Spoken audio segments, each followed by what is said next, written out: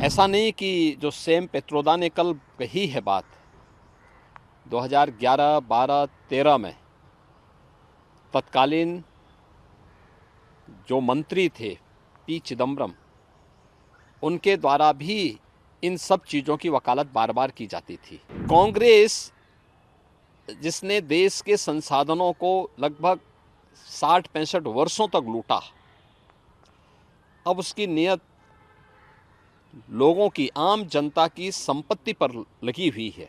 आम जनता की संपत्ति पर लगे होने के कारण ही अब वह इस विरासत टैक्स की बात कर रहा है। इसको बांटेगा उन लोगों को जो घुसपैठिए हैं। वह देश की कीमत पर राजनीति इन्होंने पहले से ही करते रहे हैं और विरासत टैक्स उसी का हिस्सा है। सैम पित्रोदा ने कांग्रेस की उसी मंशा को उजागर करने का एक प्रयास किया। विरासत टैक्स के आधार पर पूरे देश को तबाह करना चाहते हैं। देश के प्रति और देश की आम जनता के प्रति कांग्रेस की मानसिकता क्या है, यह पहले भी यूपीए गवर्नमेंट के दौरान भी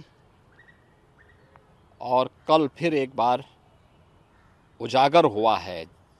कांग्रेस के घोषणा पत्र में भी कहीं ना कहीं ये सब इशारे थे। ऐसा नहीं कि जो सैम पित्रोदा ने कल कही है बात 2011, 12, 13 में तत्कालीन जो मंत्री थे पी चिदम्बरम, उनके द्वारा भी इन सब चीज़ों की वकालत बार बार की जाती थी। और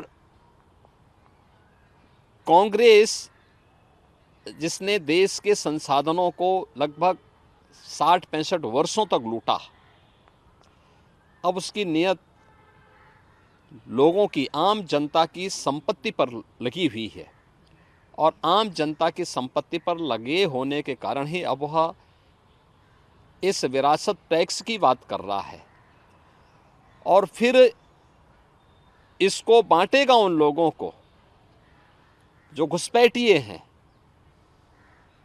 आखिर कौन नहीं जानता कि असम के अंदर, इस देश के नॉर्थ ईस्ट में या देश के अंदर अलग अलग भागों में जो करोड़ों की संख्या में घुसपैठी आए हैं, रोहिंग्या आए हैं, इनके पीछे तो कांग्रेस का ही वोट बैंक की पॉलिसी है।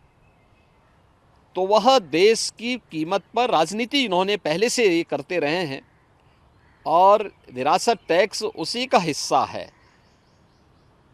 एक तरफ ये आम जनता को टैक्स लाद करके तबाह करेंगे, उनकी संपत्तियों को जबरन अपने कब्जे में लेंगे और फिर उन घुसपैठियों को, उन लोगों को देंगे जो लोग, जिनका भारत से कोई संबंध नहीं है।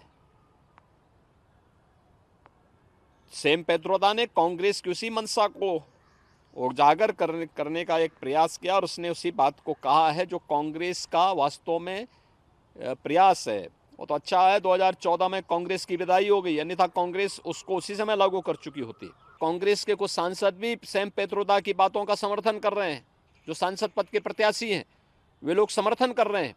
तो ये चीज़ें दिखाती हैं कि इनकी मंशा देश के प्रति अच्छी नहीं है। अनुसूचित जाति, जनजाति और पिछड़ी जाति के लोगों को मिले हुए संवैधानिक अधिकारों से ये लोग वंचित करना चाहते हैं।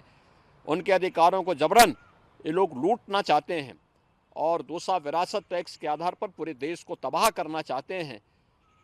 तो इन दोनों के प्रति देश को सतर्क रहना होगा, आम जनमानस को सतर्क रहना होगा और कांग्रेस और इंडी गठबंधन के लोगों के इन मंसूबों को पूरी तरह खारिज करने के लिए लोकतांत्रिक अधिकार का अपना सही उपयोग करना होगा।